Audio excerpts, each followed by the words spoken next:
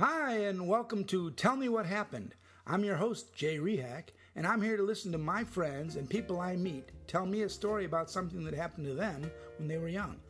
Something that probably caused them some hurt back then, and now impacts the way they view the world as an adult.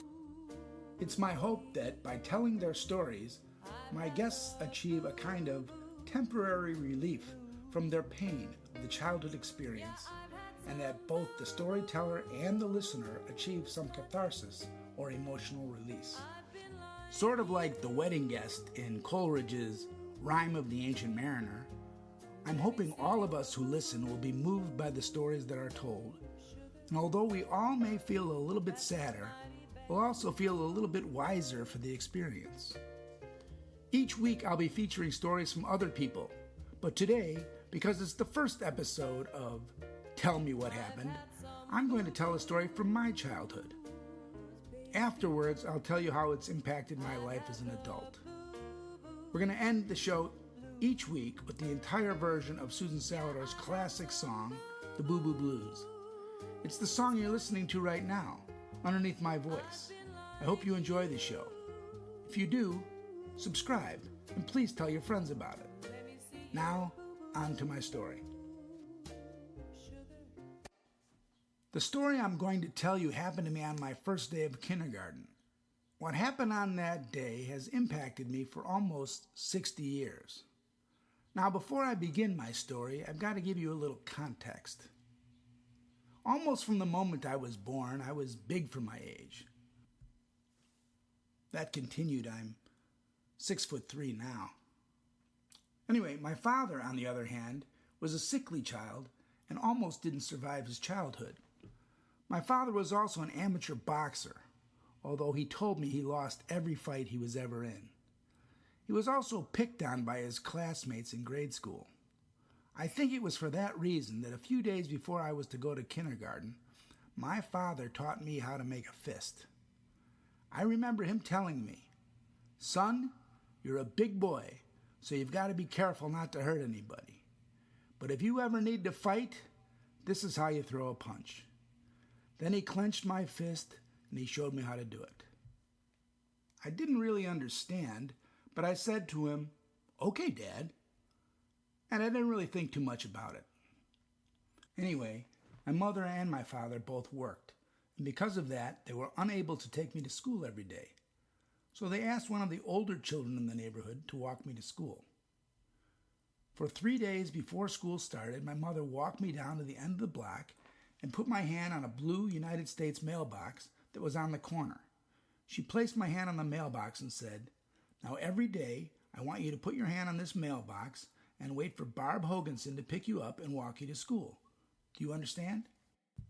I said yes, and so on the first day of kindergarten, my mother placed my hand on the mailbox, and then she went off to work. I waited patiently for a few minutes, and then I started to get a bit anxious.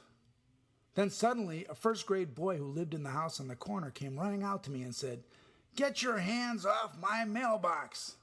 I looked at him and said, "This isn't your mailbox. It's the United States government's mailbox." "Get your hand off my mailbox," he said, and he pushed my hand off of it. I was scared, but I didn't want to disrespect my mother, so I reached back and put my hand back on the mailbox. As soon as I did, the boy knocked it off again. Scared, I tried to explain to the boy that I had to keep my hand on the mailbox, and I reached back to touch it when this time he grabbed me and pulled me to the ground. We rolled around on the grass for a while until I managed to get on top of him. He kept swinging his hands at me and wiggling to try and get me off of him. I remember putting my knees on the inside of his elbows to try and stop him from hitting me, but he kept swinging his hands anyway. I remember leaning my face into his, trying to tell him that I was sorry, but I had to put my hand back on the mailbox because my mother told me to. But when I leaned in, one of his pinned hands sort of slapped me in the face. Something inside of me went off, and I pulled back my hand, made a fist, and punched the boy in the face. I remember he had glasses, and I remember that when I hit him, they fell off his face. I also remember him bleeding. Before I got up off of him, I said, "Now, I'm going to get off of you, and put my hand back on that mailbox, and there's nothing you can do about it. Okay? But the boy didn't say anything. He was crying. But as soon as I got off of him, he ran into his house. So I stood there with one hand on the mailbox, shaking. I thought maybe he would come back with his mother or maybe an older brother. I mean, I don't know if he had an older brother, but I stood there shaking and waiting. I remembered the words my mother and father had told me many times. Jay, you're a big boy. You have to be careful not to hurt anybody. Finally, after a couple of minutes, Barb Hoganson came by and we walked to school. I never told her or my parents what happened. But every day for the rest of the year, I put one hand on the mailbox and had my other fist clenched. I waited each day for that boy to come out of the house, but he never did. That fight, the first in my life, has impacted me for almost 60 years. I can't say it was the only fight I've ever been in, but I'm 63 years old now, and I've spent my life trying to be nonviolent, in part because I can remember that boy's face, and I know I have it in me to hurt people.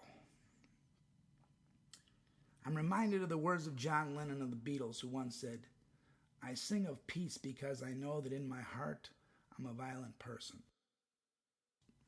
Well, that's my childhood story and the impact it had on me.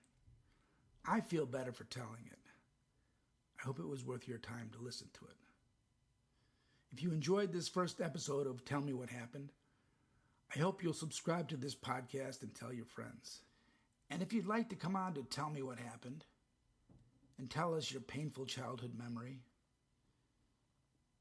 email me at jaycrehak@gmail.com, and I'll be sure to get back to you. As promised, I'm going to end this show and every show with Susan Salidor's fabulous song, Boo Boo Blues. Until next time, this is Jay Rehak asking you to be safe out there and try not to hurt anyone.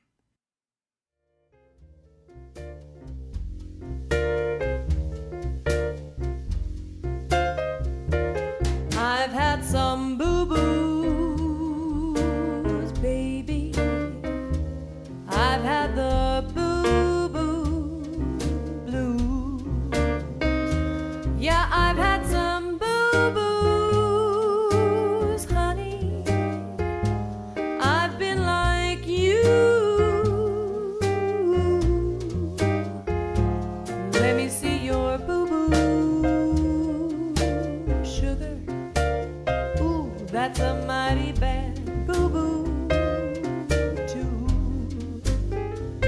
I'm sure that hurts you, honey, and you're crying boo.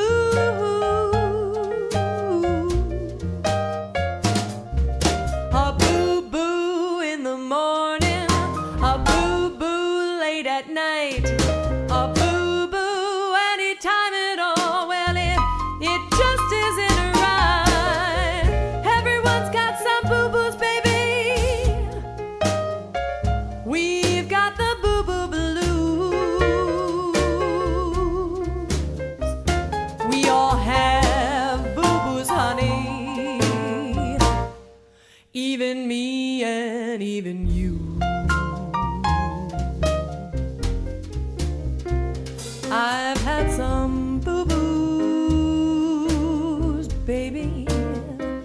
I've had the boo-boo blues. Yeah, I've had some nasty boo-boos, honey. I've been like you. Let me see your boo-boo, baby. Oh, that's a mighty bad boo-boo, too. And I'm sure that hurts you, honey.